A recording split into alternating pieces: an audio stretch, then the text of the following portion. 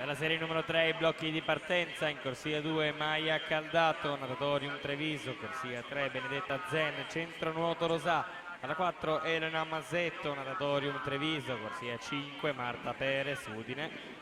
alla 6 Sofia Gregoris, San Vito, corsia 7 Francesca Pia Cavuoto, San Vito.